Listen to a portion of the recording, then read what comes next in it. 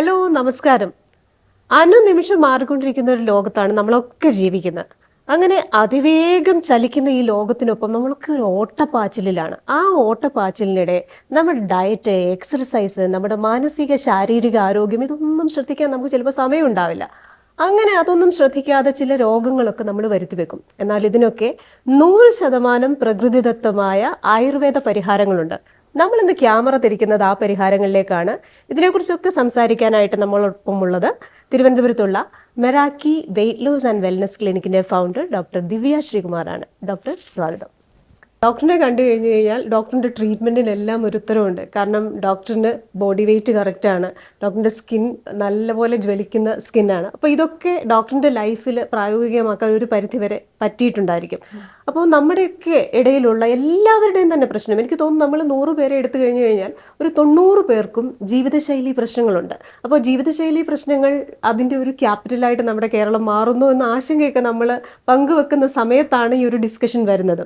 അപ്പോൾ ഇത്തരത്തിലുള്ള ജീവിതശൈലി പ്രശ്നങ്ങൾ കൊണ്ട് പലർക്കും ഉണ്ടാകുന്ന കാര്യങ്ങൾ, അതിന് ഏതൊക്കെ തരത്തിലുള്ള പരിഹാരമാണ് മെറാക്കി ക്ലിനിക്ക് നൽകുന്നത്? ക്രിസ്റ്റീന, മെറാക്കി ഒരു ലൈഫ് സ്റ്റൈൽ ക്ലിനിക്കാണ്. നമുക്ക് ഏറ്റവും അധികം ആളുകൾ എത്തുന്നത് അമിതഭാരം, ഒബീസിറ്റി റിലേറ്റഡ് സൊല്യൂഷൻസ് അന്വേഷിച്ചിട്ടാണ്. ഇപ്പോൾ അമിതഭാരം അല്ലെങ്കിൽ മറ്റ് ജീവിതശൈലി രോഗങ്ങൾ എന്നുള്ളതെല്ലാം റിവേഴ്സിബിൾ ആയിട്ടുള്ളൊരു കണ്ടീഷനാണ്. പക്ഷെ അതിനൊരു പ്രോപ്പർ ഗൈഡൻസ് വേണം എന്ന് മാത്രം. ഇപ്പോൾ മെറാക്കിയിൽ എല്ലാ കാര്യങ്ങളും ഡയറ്ററി മാനേജ്മെൻറ്റിലൂടെയാണ്. നമുക്ക് അതിനെ സപ്പോർട്ട് ചെയ്യാനായിട്ട് എക്സസൈസ് റൂട്ടീൻസ്, നമ്മൾ ഒരാളുടെ ഫിറ്റ്നസ് ലെവൽ അല്ലെങ്കിൽ അയാളുടെ ഒരു ആക്ടിവിറ്റി ലെവലൊക്കെ അനുസരിച്ച് നമ്മൾ എക്സസൈസ് റൂട്ടീൻസ് പറഞ്ഞു കൊടുക്കാറുണ്ട്. മറ്റ് ലൈഫ് സ്റ്റൈൽ കറക്ഷൻസ്, ഇതെല്ലാം മെറാക്കിയുടെ ഒരു ഭാഗമാണ്.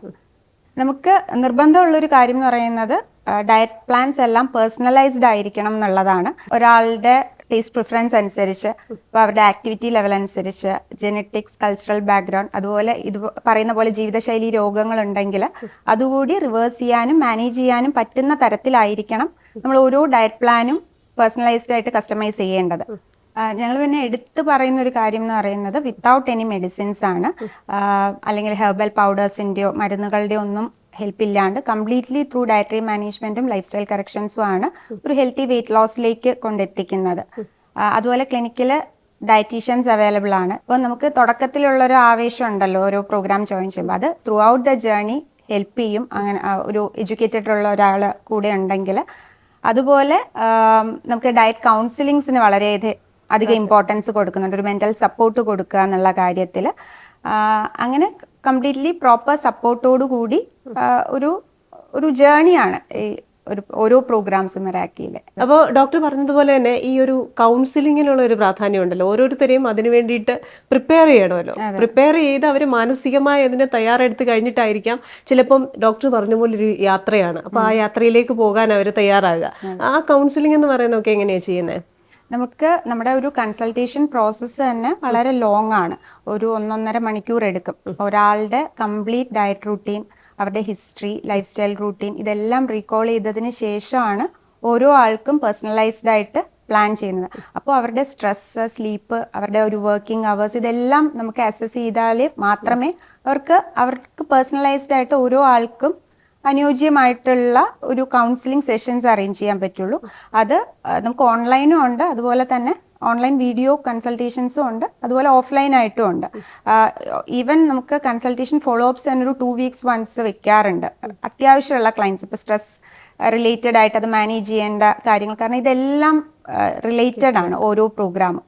ലൈഫ് സ്റ്റൈൽ ഡിസീസസ് ആണെങ്കിൽ പോലും, ഒബീസിറ്റി ആണെങ്കിലും ഒക്കെ ഈ കാര്യങ്ങളെല്ലാം ഇൻക്ലൂഡ് ചെയ്താൽ മാത്രമേ അതിനൊരു റിസൾട്ട് കിട്ടുകയുള്ളൂ. അല്ലാതെ ഡയറ്റും എക്സസൈസും മാത്രം ചെയ്യുന്നവരിൽ നമുക്ക് റിസൾട്ട് പ്രതീക്ഷിക്കാൻ പറ്റില്ല. അവരുടെ സ്ലീപ്പ് പാറ്റേൺ, സ്ലീപ്പ് ഹൈജീൻ ശരിയാക്കണം, സ്ട്രെസ് മാനേജ് ചെയ്യുന്നത് എങ്ങനെയാണെന്നുള്ളത് റെഗുലേറ്റ് ചെയ്യണം. അങ്ങനെയുള്ള കാര്യങ്ങളെല്ലാം ഒത്തുചേരുമ്പോഴാണ് ഒരു ഹെൽത്തി വെയിറ്റ് ലോസ് എന്നുള്ള ഒരു രീതിയിലേക്ക് എത്തുന്നത്. ചിലപ്പോൾ ഞാനിങ്ങനെ ആലോചിക്കുമായിരുന്നു, ഒരു കുടുംബത്തിലുള്ളവരാണെങ്കിൽ പോലും ചിലപ്പോൾ സ്കൂളിൽ പഠിക്കുന്ന കുട്ടികൾ കാണും, രാത്രി വൈകി ഉറങ്ങുന്ന ജോലി ചെയ്യുന്ന ഒരാൾ കാണും. അപ്പൊ ആ കുടുംബത്തിലുള്ളവരുടെ തന്നെ സ്ലീപ്പ് പാറ്റേൺ ആണെങ്കിലും ടേസ്റ്റ് ആൻഡ് പ്രിഫറൻസസ് ആണെങ്കിലും അവരുടേതായിട്ടുള്ള പേഴ്സണൽ കാര്യങ്ങളെല്ലാം ഡിഫറെന്റ് ആയിരിക്കും. അപ്പൊ അതൊക്കെ അനലൈസ് ചെയ്തിട്ട് ഒരു പേഴ്സണലൈസ്ഡ് അല്ലെങ്കിൽ ഒരു കസ്റ്റമൈസ്ഡ് ആയിട്ടുള്ള ട്രീറ്റ്മെന്റ് കൊടുക്കുക എന്നുള്ള. അപ്പോൾ ഒരു ഫാമിലിയിൽ തന്നെ ചിലപ്പോൾ അങ്ങനെ 2 പേര് വരികയാണെങ്കിൽ 2 പേർക്കും കൊടുക്കുന്നത് 2 ടൈപ്പ് ഓഫ്, അതെ, വ്യത്യസ്തമായിരിക്കും, ഓൾമോസ്റ്റ് വ്യത്യസ്തമായിരിക്കും. അവർക്ക് ഇപ്പൊ മെഡിക്കൽ ഇഷ്യൂസ് ഉണ്ടെങ്കിൽ നമുക്ക് അതുകൂടെ റിവേഴ്സ് ചെയ്യാൻ മാനേജ് ചെയ്യാൻ പറ്റുന്ന തരത്തിലായിരിക്കും ചെയ്യുന്നത്.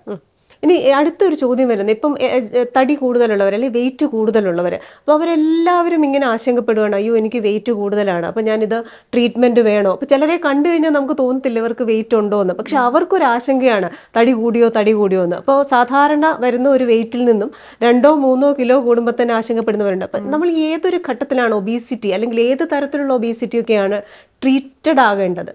ഓക്കെ, നമുക്ക് ഇപ്പോൾ ഒബീസ് എന്ന് പറയുന്നത് യൂഷ്വലി BMI 30 അബവ് പോകുമ്പോഴാണ്. പക്ഷേ എല്ലാ ഒബീസ് ആയിട്ടുള്ള ആൾക്കാരും വെയിറ്റ് ലോസ് ചെയ്യേണ്ട ആവശ്യമില്ല. ഒബീസ് പോപ്പുലേഷനിൽ തന്നെ മെറ്റബോളിക്കലി ഹെൽത്തി ഒബീസ് എന്ന് പറയുന്ന ഒരു ഗ്രൂപ്പ് എക്സിസ്റ്റ് ചെയ്യുന്നുണ്ട്. അവർക്ക് അവരുടെ ഒരു മെറ്റബോളിക് പാരാമീറ്റേഴ്സ് നോക്കിയാൽ എല്ലാം നോർമൽ ആയിരിക്കും. ഇപ്പോൾ ബ്ലഡ് വർക്ക്സ് നോക്കുകയാണെങ്കിൽ ഇൻസുലിൻ റെസിസ്റ്റൻസ് ഉണ്ടാവില്ല, അല്ലെങ്കിൽ ലിപ്പിഡ് പ്രൊഫൈലും ലിവർ എൻസൈംസും ഒക്കെ നോർമൽ ആയിരിക്കും. അങ്ങനെയുള്ളവരെയാണ് നമ്മൾ മെറ്റബോളിക്കലി ഹെൽത്തി ഒബീസ് എന്ന് പറയുന്നത്. അപ്പം അങ്ങനെയുള്ളവർ വെയിറ്റ് ലോസ് ചെയ്യേണ്ട ആവശ്യം ഉണ്ടാവാറില്ല. പിന്നെ എന്തുകൊണ്ട് അങ്ങനെ ഒരു ഗ്രൂപ്പ് ഓഫ് ആൾക്കാർ മാത്രം മെറ്റബോളിക്കലി ഹെൽത്തി ഒബീസ് ആവുന്നു എന്ന് ചോദിച്ചാൽ, മേ ബി അത് അവരുടെ ജീൻസ് അവരെ പ്രൊട്ടക്ട് ചെയ്യുന്നതായിരിക്കും, അവരുടെ ഒരു ജനറ്റിക് പ്രീഡിസ്പോസിഷൻസും ഉണ്ടാവാം, അല്ലെങ്കിൽ അവരുടെ ആക്ടിവിറ്റി ലെവൽസ് എന്തായാലും അങ്ങനെയുള്ളവരിൽ ഹൈ ആയിരിക്കാനാണ് ചാൻസ്. എൻ്റെ സുഹൃത്ത് വലയത്തിൽ തന്നെ ഉണ്ട്, ഒബീസ് ആണെങ്കിൽ പോലും നല്ല ഭംഗിയായിട്ട് ട്രെക്കിംഗ് ചെയ്യുന്നവരുണ്ട്. അവരുടെ സ്റ്റാമിന ഹൈ ആണ്, എൻഡ്യൂറൻസ് ലെവൽ ഹൈ ആയിട്ടുള്ളവരുണ്ട്. ഒരു മാരത്തോൺ ഓടാൻ പറഞ്ഞാൽ 10 കിലോമീറ്റർ മാരത്തോൺ ഒക്കെ സുഖമായിട്ട് ചെയ്യും. അപ്പം നമ്മളുടെ ആക്ടിവിറ്റി ലെവൽ ഹൈ ആണ്, നമ്മൾക്ക് എൻഡ്യൂറൻസ് ലെവലും സ്റ്റാമിനയും നോർമലാണ്, നമ്മുടെ മെറ്റബോളിക് പാരാമീറ്റേഴ്സ് ബ്ലഡ് വർക്ക്സ് ഒക്കെ ഹെൽത്ത് മാർക്കേഴ്സ് ഒക്കെ നോർമൽ ആണ് എന്നുണ്ടെങ്കിൽ ഒരു വെയിറ്റ് ലോസിൻ്റെ ആവശ്യമില്ല. പക്ഷെ അങ്ങനെയുള്ളവർക്കും റിസ്ക് ഉണ്ട്. ലോങ് ടേമിൽ ഇപ്പോൾ വയറിന് ചുറ്റും കൊഴുപ്പ് അടിഞ്ഞുകൂടുകയാണ്. ഇപ്പോൾ BMI അല്ല ഹെൽത്ത് മാർക്കർ, നമ്മുടെ ഒരു വേസ്റ്റ് ഹിപ്പ് സർക്കംഫറൻസ് എന്ന് പറയും. അതായത് waist circumference divided by hip എപ്പോഴും സ്ത്രീകളിൽ 0.8 താഴെയും പുരുഷന്മാരിൽ 0.9 താഴെയും ആയിരിക്കണം. അപ്പം അത് എപ്പോഴും അങ്ങനെ, ഇപ്പം ഏതൊരാളാണെങ്കിലും അത് ശ്രദ്ധിക്കുക എന്നുള്ളത് വളരെ ഇമ്പോർട്ടൻ്റ് ആണ്. അതുപോലെ തന്നെ ഡോക്ടർ, പലപ്പോഴും ഈ ഒബീസിറ്റി എന്ന് പറയുമ്പോൾ പല ആഡ്സ്, ഇപ്പം ഞാൻ പറഞ്ഞില്ല ഇങ്ങനെ ആശങ്കപ്പെടുന്ന ഒരു വിഭാഗമുണ്ട്. സൈസ് 0യുടെയൊക്കെ ഒരു കാലം ഉണ്ടായിരുന്നു. അപ്പോൾ അതിനുശേഷം അല്ല കുറച്ചും കൂടെയൊക്കെ വെയിറ്റ് ആകാം എന്നൊരു നിലയിലേക്ക് മലയാളി വന്നു കഴിഞ്ഞു. പക്ഷെ എന്നാൽ പോലും വെയിറ്റ് കൂടുന്ന ആശങ്കയായിട്ടുള്ള വലിയൊരു സമൂഹമുണ്ട്. അപ്പോൾ അവരിലേക്ക് എത്തുന്ന ഒരുപാട് അഡ്വർടൈസ്മെന്റ്സ് ഉണ്ട്.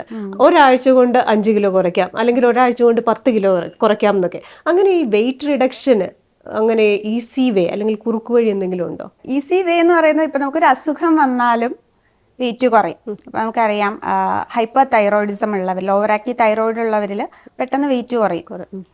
അല്ലെങ്കിൽ അൺകൺട്രോൾഡ് ആയിട്ട് ഡയബറ്റീസ് ഉള്ളവരിൽ, CA പേഷ്യൻസിൽ, അതുപോലെ ദീർഘകാലം ഡിപ്രഷനോ ആങ്സൈറ്റിയോ ഒക്കെ അനുഭവിക്കുന്നവരിൽ പെട്ടെന്നാണ് വെയിറ്റ് കുറയുന്നത്. അപ്പോൾ വെയിറ്റ് ലോസ് എന്നുള്ളതല്ല, അറ്റ് വാട്ട് കോസ്റ്റ് എന്നുള്ളതാണ്. വെയിറ്റ് ലോസിന് അങ്ങനെ കുറുക്കു വഴികളില്ല. നമ്മൾ ഒരു വെയിറ്റ് ലോസ് പ്ലാൻ അല്ലെങ്കിൽ ഒരു ഡയറ്റ് പ്ലാൻ നമ്മൾ ഫോളോ ചെയ്യുമ്പോൾ നമുക്ക് we should feel good about ourselves, അല്ലേ? നമുക്ക് ബെറ്റർ ആയിട്ട് ഫങ്ഷൻ ചെയ്യാൻ പറ്റണം. അങ്ങനെയുള്ള കാര്യങ്ങൾ വളരെ ഇമ്പോർട്ടൻ്റ് ആണ്. അപ്പോൾ ഇതൊരു സസ്റ്റൈനബിൾ ആയി ലോങ് ടേം ആയിട്ടുള്ള ഒരു കാര്യമാണ്. നമ്മളൊരു 2 മാസം കൊണ്ട് അല്ലെങ്കിൽ പറയുന്ന 10 ദിവസം കൊണ്ട് ഒരു ക്രാഷ് ഡയറ്റ് എടുത്തോ ഫാറ്റ് ഡയറ്റ് എടുത്തോ ഒക്കെ കുറയ്ക്കുമ്പോൾ കുറയുന്നത് ഒരുപക്ഷെ നമ്മുടെ മസിൽ വെയിറ്റും ബോൺ വെയിറ്റും ഒക്കെ ആയിരിക്കും. നമുക്ക് എന്ന് പറയുന്നത് ഇപ്പോൾ എത്ര ഗ്രാം കുറഞ്ഞു അല്ലെങ്കിൽ ആഴ്ചയിൽ എത്ര കിലോ കുറഞ്ഞു എന്നുള്ളതല്ല, സ്റ്റേയിങ് ഫിറ്റ് എന്നുള്ളതാണ്. Losing fat and staying fit എന്നുള്ളതായിരിക്കണം എപ്പോഴും നമ്മുടെ ഒരു ഫോക്കസ്. ഈ മനുഷ്യർ പലതരത്തിലുള്ള ആൾക്കാരാണല്ലോ. അപ്പോൾ അതിൽ ചില ആൾക്കാർ പറയും, എനിക്ക് ഡയറ്റ് എത്ര വേണേലും നോക്കാൻ പറ്റും, ഞാൻ ഡയറ്റ് കൺട്രോൾ ചെയ്തതാണ് ഡോക്ടർ, അതിനുള്ള ആ ഒരു മനസ്സംയമനമൊക്കെ എനിക്കുണ്ട്, പക്ഷേ എനിക്ക് എക്സർസൈസ് പറ്റുകയേയില്ല, എക്സർസൈസ് ചെയ്യാൻ സമയക്കുറവുണ്ട്, അല്ലെങ്കിൽ അതുണ്ട് ഇതുണ്ടെന്നൊക്കെ പറയുന്ന ആൾക്കാരാണ്. ചിലർ തിരിച്ചാണ്, ഞാൻ എത്ര വേണേലും എക്സർസൈസ് ചെയ്യാം, പക്ഷേ ഫുഡ് എന്ന് പറയുന്നത് അതെനിക്ക് പറ്റില്ല. നമുക്കൊന്നും എക്സ്ട്രീം അല്ല. ഇപ്പം നമുക്ക് ഡയറ്റ് വിത്ത് എക്സസൈസ്, ഇപ്പം എക്സസൈസ് പ്ലാൻ ഇല്ലാത്ത ഒരു ഡയറ്റ് പ്ലാനും നമുക്ക് അംഗീകരിക്കാൻ പറ്റുന്നതല്ല. എക്സസൈസ് നമ്മുടെ ഒരു പാർട്ട് ഓഫ് ലൈഫാണ്. അത് നമുക്ക് ഇഷ്ടമുള്ള എക്സസൈസ് ചെയ്യാം. പല തരത്തിലുണ്ടല്ലോ. ഇപ്പം നമുക്ക് എയ്റോബിക് ആണ്, ഇപ്പം സ്വിമ്മിങ് ഇഷ്ടമുള്ളവർ സ്വിമ്മിങ് ചെയ്യാം. മൂവ്മെന്റ് ആണ്, നമ്മൾ ബോഡി മൂവ് ചെയ്തുകൊണ്ടിരിക്കുന്നത്. അപ്പം സ്വിമ്മിങ് ചെയ്യാം, അല്ലെങ്കിൽ സുംബ ചെയ്യാനാണ് ഇഷ്ടമെങ്കിൽ അത് ചെയ്യാം. എപ്പോഴും ആക്റ്റീവായിട്ടിരിക്കുക എന്നുള്ളതാണ്. സ്ട്രെങ്ത് ട്രെയിനിങ്ങും വളരെ ഇമ്പോർട്ടൻ്റ് ആണ്. നമ്മളതും തീരെ സമയമില്ല എന്ന് പറയുന്നവരിപ്പോൾ വാക്കിംഗ് ആണെങ്കിൽ ചെയ്യാം. വാക്കിംഗ് ഒരു എക്സസൈസ് അല്ല, അതൊരു ആക്ടിവിറ്റി ആണ്. അപ്പോൾ എന്തായാലും നമുക്ക് കൺസിസ്റ്റന്റ് ആയിട്ട് ചെയ്യുക എന്നുള്ളതാണ്. 2 ദിവസം ചെയ്തിട്ട് അല്ലെങ്കിൽ അത് എക്സ്ട്രീം ആയിട്ട് ചെയ്തിട്ട് പിന്നെ ഒരു 3 ദിവസം റെസ്റ്റ്, അങ്ങനെയല്ല. ആഴ്ചയിൽ ഒരു 5 ദിവസമെങ്കിലും നമ്മളെ ബോഡി മൂവ് ചെയ്യുക. പിന്നെ നമുക്ക് ചിലരെ അറിയാം, അല്ലെങ്കിൽ ചില ആൾക്കാരുണ്ട്, രാവിലെ ഒരു 1.5 മണിക്കൂറൊക്കെ ജിമ്മിൽ നല്ലോണം വർക്കൗട്ട് ചെയ്യും, പിന്നീട് ഒരു സെഡൻറ്ററി ലൈഫായിരിക്കും. അങ്ങനെയാണ് നമ്മൾ ആക്റ്റീവ് കൗച്ച് പൊട്ടേറ്റോ എന്ന് പറയുന്നത്. അപ്പോൾ അതാവാതിരിക്കാൻ. ഡോക്ടർ, അതുപോലെ നമ്മൾ ഈ ഒബീസിറ്റിയുടെ കേസിൽ ഇഗ്നോറൻ്റ് ആയിട്ട് പോകുന്ന ഒരു വിഭാഗമാണ് കുട്ടികളെന്ന് പറയുന്നത്. അപ്പോൾ പലപ്പോഴും നമ്മുടെ വീട്ടിലുള്ള കുട്ടികൾക്ക് തടി കൂടുമ്പോൾ നമ്മളത് പലപ്പോഴും ഗുണ്ടുമണി എന്നൊക്കെ പറഞ്ഞവരെ കൊഞ്ചിക്കാനും അതങ്ങനെയാണ് കുട്ടികൾ ഇരിക്കേണ്ടത്. കുട്ടികൾ ഇങ്ങനെ റൗണ്ടായിട്ടിരുന്ന് കഴിയുമ്പോൾ അതിനൊരു ക്യൂട്ട്നെസ്സുമായിട്ടാണ് നമ്മൾ പലപ്പോഴും അസോസിയേറ്റ് ചെയ്യുന്നത്. അപ്പോൾ അതുകൊണ്ട് തന്നെ ഇത് ഒബീസിറ്റി ആണെന്നും ഇതൊരു ഹെൽത്ത് ഇഷ്യൂ ആണെന്നും പലപ്പോഴും പേരൻസ് പോലും റെക്കഗ്നൈസ് ചെയ്യുന്നില്ല. അതുകൊണ്ട് തന്നെ പലയിടത്തും കുട്ടികളിൽ അമിതഭാരം വരുമ്പം ഒരിക്കലും ഞാൻ കണ്ടിട്ടില്ല അങ്ങനെ ഒരു ഡോക്ടറിനെ സമീപിക്കുകയോ അതിനെന്താണ് ചെയ്യേണ്ടതെന്ന് ചോദിക്കുകയോ ചെയ്യുന്നത്. അപ്പോൾ ഈ കുട്ടികളിൽ വരുന്ന അമിതഭാരവും അതൊരു ആരോഗ്യ പ്രശ്നമല്ലേ? അതെ, നമുക്ക് ഏറ്റവും ചലഞ്ചിങ് ആയിട്ടുള്ളതും കുഞ്ഞുങ്ങളിലെ ചൈൽഡ്ഹുഡ് ഒബീസിറ്റി പ്രോഗ്രാംസ് അഡ്രസ്സ് ചെയ്യുന്നതാണ്.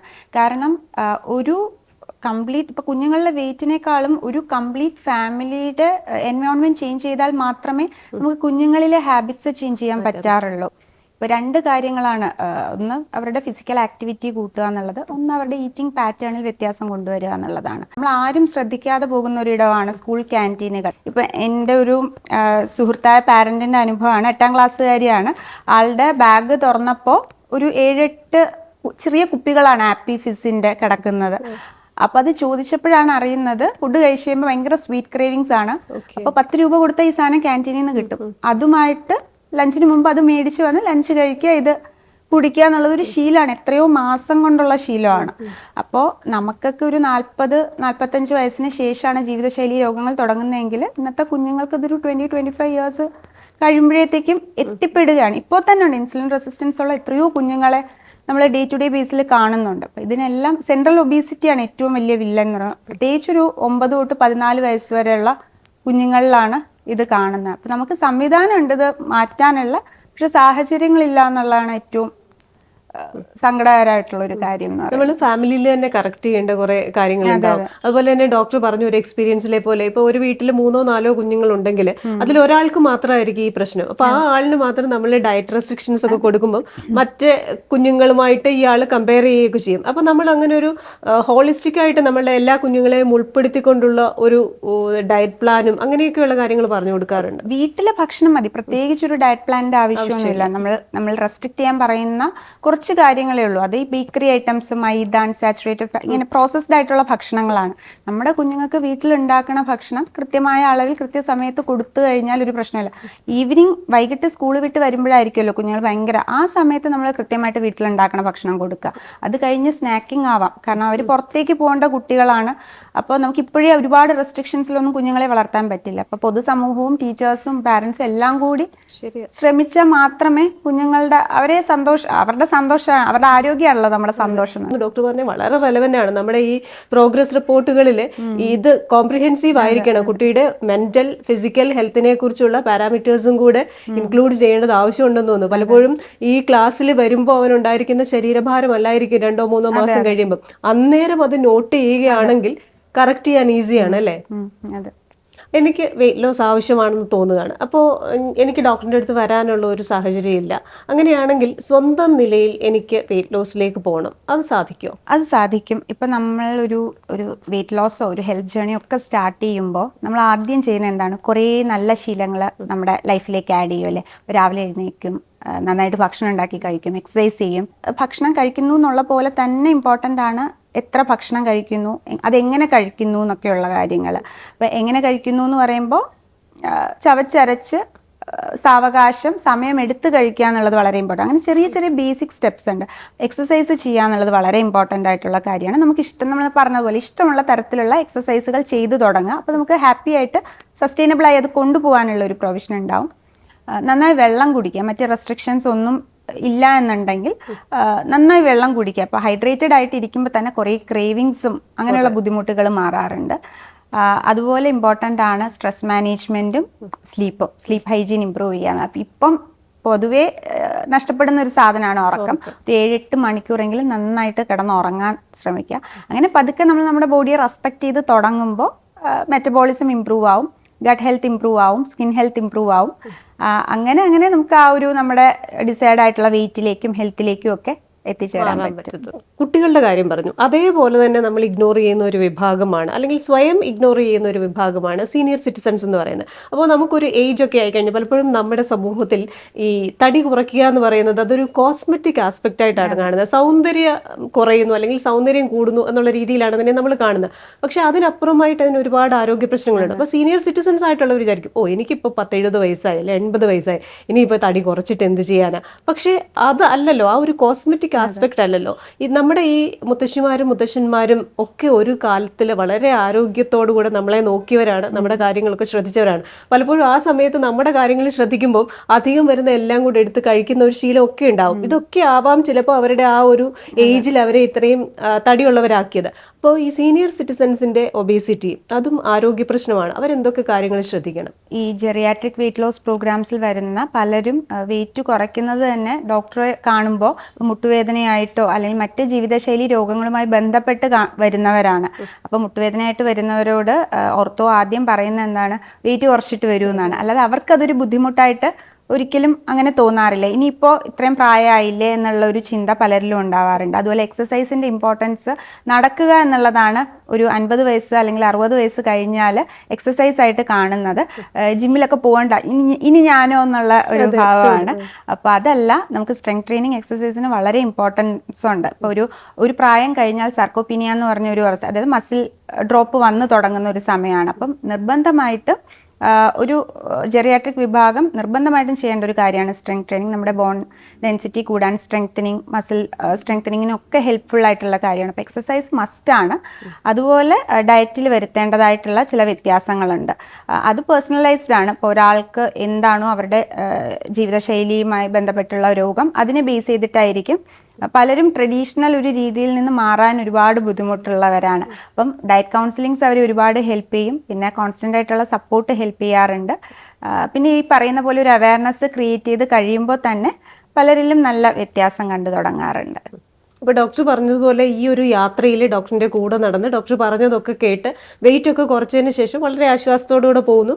വീണ്ടും 1-2 വർഷത്തിന് ശേഷം വീണ്ടും അവർക്ക് വെയിറ്റ് കൂടുന്നു. അപ്പോൾ അവർ വിചാരിക്കുക, ഓ എനിക്ക് കുറഞ്ഞ വെയിറ്റ് തിരിച്ചു വന്നു, ഇനിയിപ്പോൾ ഒരു ട്രീറ്റ്മെൻറ്റിന് പോകേണ്ട ആവശ്യമില്ല. അതാണോ റൈറ്റ് ഡിസിഷൻ, അതോ ഇതിനൊക്കെ ഒരു ഫോളോ അപ്പ് ആവശ്യമാണോ? ഡെഫിനറ്റ്ലി മെയിൻ്റനൻസ് പ്രോഗ്രാംസ് ആവശ്യമാണ്. നമുക്ക് ഇപ്പോൾ ഒരു 2-3 മാസം കഴിഞ്ഞ് നമ്മുടെ ഹെൽത്തി വെയിറ്റിലേക്ക് എത്തിക്കഴിയുമ്പോൾ 90% ആളുകളിലും അതൊരു ഹാബിറ്റായിട്ട് ഫോം ചെയ്യാനാണ്. അത് നമ്മളെപ്പോഴും പറയുന്നത് സസ്റ്റൈനബിൾ ആയിട്ടുള്ള ഒരു വെയിറ്റ് ലോസിൽ കാര്യമുള്ളൂ. അതായത് നമുക്ക് എത്ര തിരക്കുകളുണ്ടെങ്കിലും നമുക്ക് ഫോളോ ചെയ്യാൻ പറ്റുന്ന തരത്തിൽ ഒരു പ്രോഗ്രാം ചെയ്തിട്ടേ കാര്യമുള്ളൂ.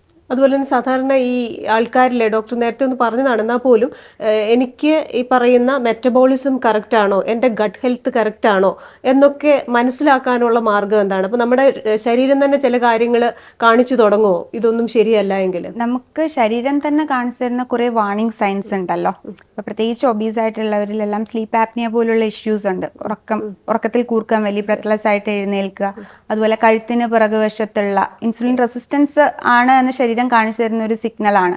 കഴുത്തിന് പുറകുവശത്തുള്ള കറുപ്പ് നിറം, സ്കിൻ ടാഗുകൾ, ഇങ്ങനെയുള്ള. അപ്പോൾ ശരീരം കാണിച്ചു തരുന്ന വാർണിംഗ് സൈൻസ് നമ്മൾ നിർബന്ധമായിട്ട് ശ്രദ്ധിക്കുക എന്നുള്ളതാണ്. അപ്പോൾ നമ്മൾ നമ്മുടെ ശരീരത്തെയും മനസ്സിനെയും കൃത്യമായി ശ്രദ്ധിച്ചു പോവുക. നമുക്ക് തന്നെ ഒരു സെൽഫ് ചെക്ക് ഉണ്ടായിരിക്കുക എന്ന് പറയുന്നതിലൊക്കെ വലിയ കാര്യമാണ്. അപ്പോൾ ഒരു കാര്യം കൂടെ ചോദിച്ച് നമുക്ക് അവസാനിപ്പിക്കാം. അതായത് ഇപ്പോൾ സാധാരണഗതിയിൽ ഐഡിയൽ വെയിറ്റ് ഉള്ള ഒരു വ്യക്തി, അത് നമ്മൾ പറയും ഇന്നതാണ് ഒരാളുടെ ഐഡിയൽ വെയിറ്റ് എന്ന് പറയുന്നത്. ഒരു 55 കിലോ ഐഡിയൽ വെയിറ്റ് ഉള്ള ഒരു വ്യക്തി 56, 57, 58 ഒക്കെ ആകുമ്പോൾ ഒരു പക്ഷേ ഈ വ്യക്തി ഒരു 58 ഒക്കെ ആകുമ്പോൾ ചിന്തിച്ചു തുടങ്ങണോ വെയിറ്റ് റിഡക്ഷനെ കുറിച്ച്? നമ്മൾ പറഞ്ഞില്ലേ, വെയിറ്റ് കുറയ്ക്കുക എന്നുള്ളതല്ല, നമ്മുടെ ഫാറ്റ് പെർസെൻറ്റേജ് എത്രയുണ്ട് എന്നുള്ളതിലാണ് കാര്യം.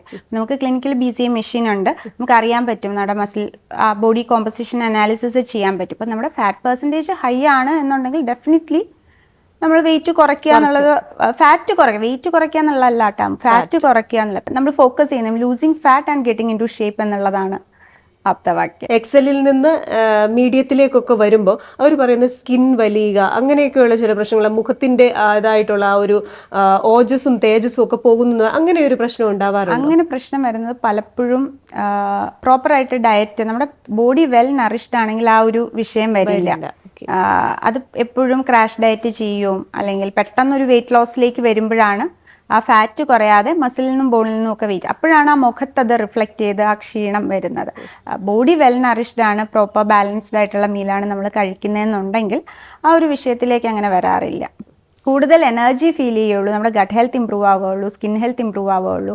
ആ ഒരു രീതിയിലായിരിക്കണം എപ്പോഴും ഡയറ്റ് പ്ലാൻ ചെയ്യേണ്ടത്. ഡോക്ടറിനെ കേൾക്കുന്ന ഒരുപാട് പേരുണ്ട്. ചിലപ്പോൾ മിഡിൽ ഈസ്റ്റിലിരുന്ന് കേൾക്കുന്നവരുണ്ടാകും, യൂറോപ്പിലിരുന്ന് കേൾക്കുന്നവരുണ്ടാകും, അമേരിക്കയിലിരുന്ന് കേൾക്കുന്നവരുണ്ടാകും. അപ്പോൾ അവരായിരിക്കും ഞാൻ ഈ തിരുവനന്തപുരത്ത് ഡോക്ടറിന്റെ ക്ലിനിക്കിൽ എനിക്ക് വരാൻ പറ്റില്ല, അപ്പോൾ എൻ്റെ ഈ പ്രോബ്ലം ഒന്ന് ഐഡന്റിഫൈ ചെയ്യാനും എനിക്ക് ട്രീറ്റ് ചെയ്യാനും ഏതെങ്കിലും തരത്തിലുള്ളൊരു മാർഗമുണ്ടോ? നമുക്ക് ഓൺലൈൻ വീഡിയോ കൺസൾട്ടേഷൻസ് തന്നെ അവൈലബിൾ ആണ്.